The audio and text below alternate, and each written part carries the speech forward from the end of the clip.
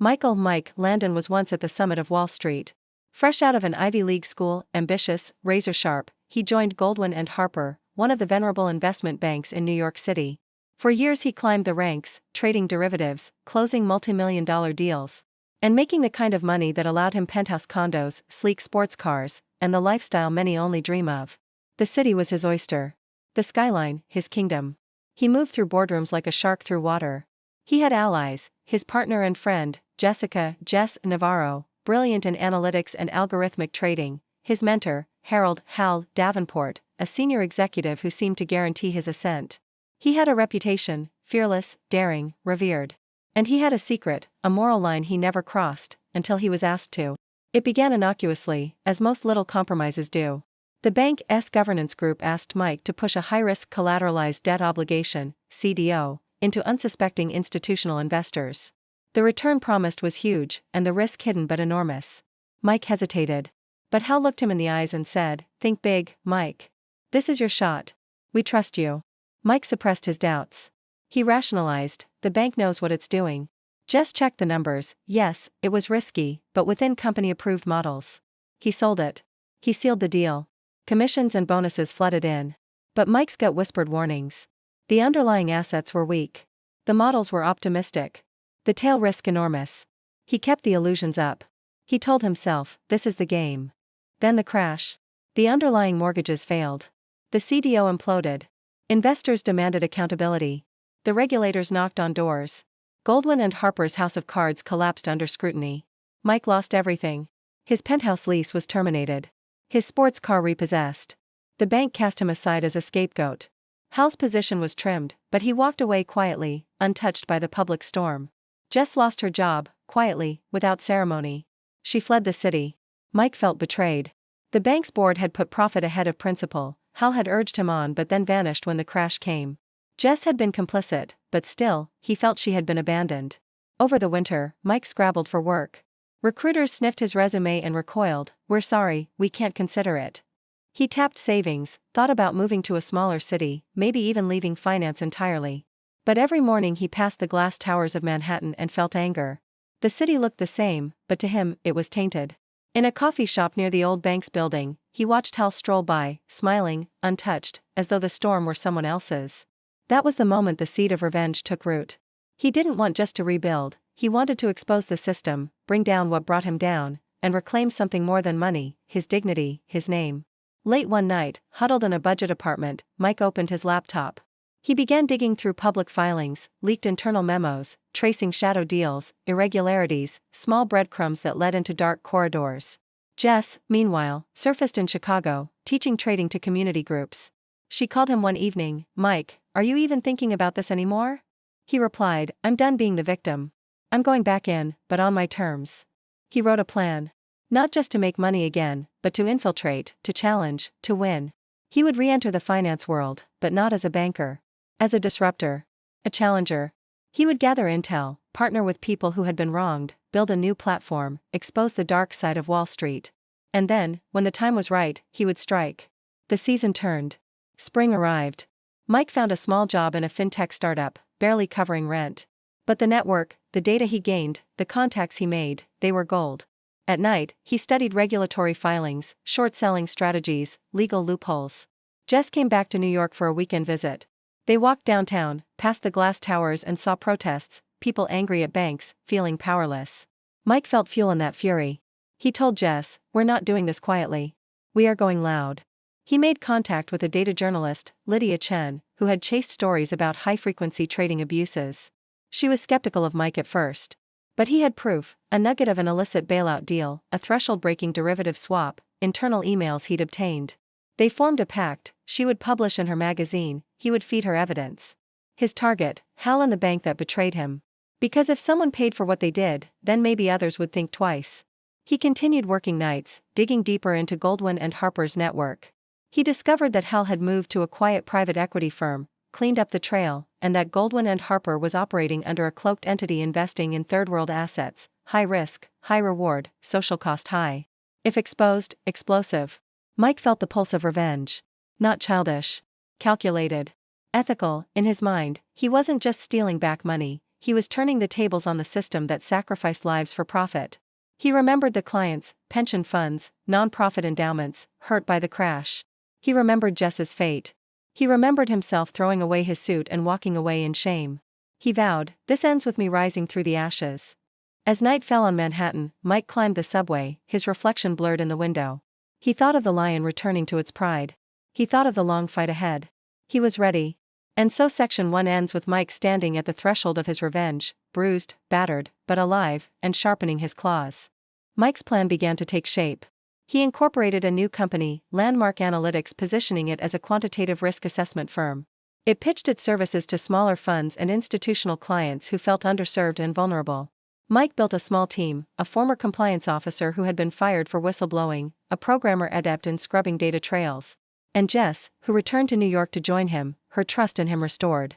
Meanwhile, he kept his investigation into his former employer alive. Using public records, proprietary data sources, and some gray area methods, carefully legal, he traced a web of shell companies linked to Goldwyn and Harper, hidden liabilities, and one particular instrument, a new derivative vehicle called the Phoenix Note, structured by Hal's new firm Phoenix Equity Partners. This note was being sold quietly to municipal pension funds under the guise of stable returns, but Mike's data suggested heavy short positions, and the payout structure was asymmetric in one direction. Mike and Jess debated, do they expose it now? Or wait until the timing is right? They decided, wait. Build the assets. Build the credibility. Landmark Analytics accepted projects and quickly built a niche reputation for uncovering hidden risk. Clients praised them. The firms Mike had once dreamed of working for now sought him out. His contacts from Wall Street remembered him, saw him in a new light. The comeback journey had begun. At the same time, he deepened his partnership with Lydia Chen. They leaked parts of their investigations anonymously once, small stories about municipal funds being sold risky products. The media stirred. Regulators opened inquiries. Hal's firm noticed the buzz but didn't yet know Mike was behind it.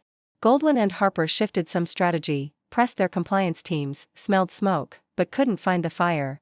Mike played the long game. One evening, Mike walked into Hal's former office building, now the headquarters of Phoenix Equity Partners. He blended in, tailored suit, confident stride. Though he once walked these halls as a rising star, now he walked as a predator. He halted before a large plaque reading, Phoenix Equity Partners, Private Capital Group. He took a photo of the nameplate, recorded the lobby directory showing Hal's title, Senior Partner. He lingered, smiled to himself, then left. The next months were a blur of meetings, data scrubbing, reports generating.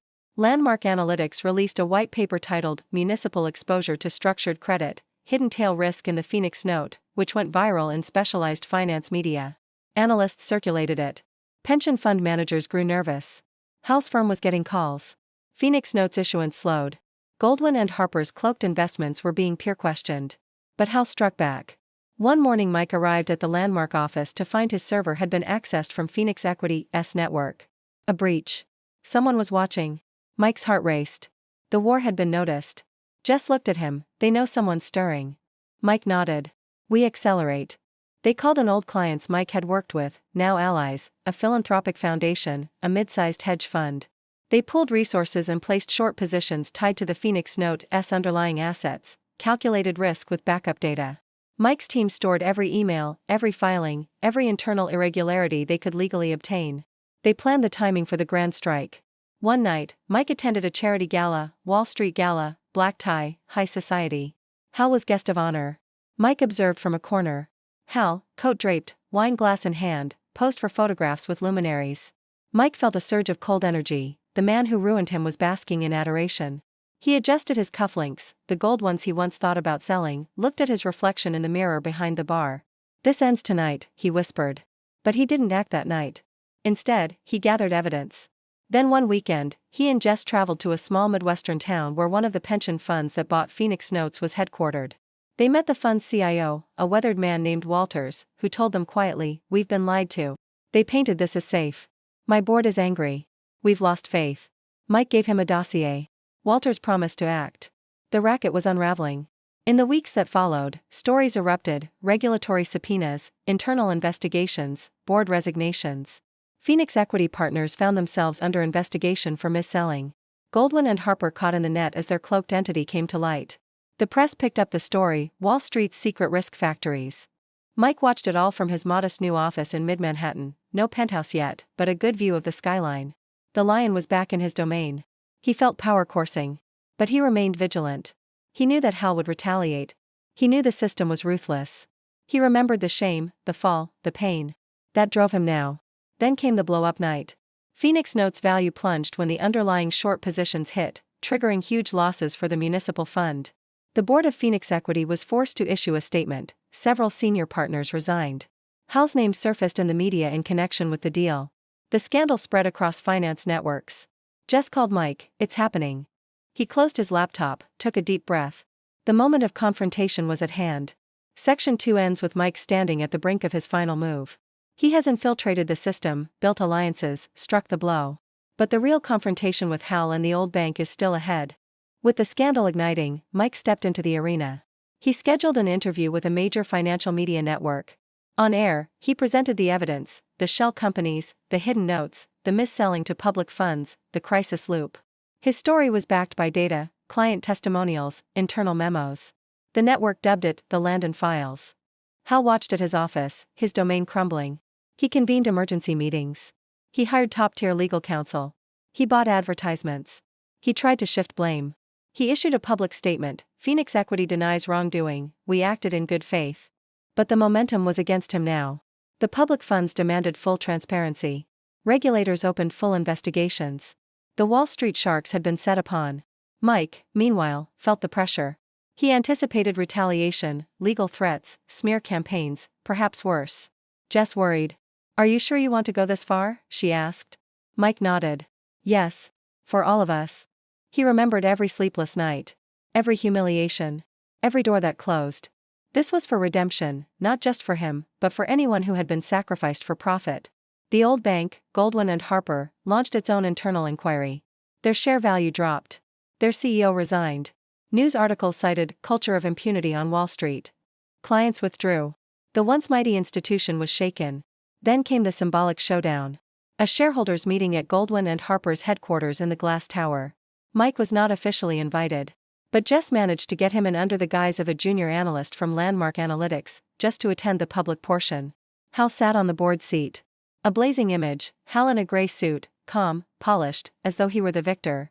Mike sat quietly in the audience, his heart hammering.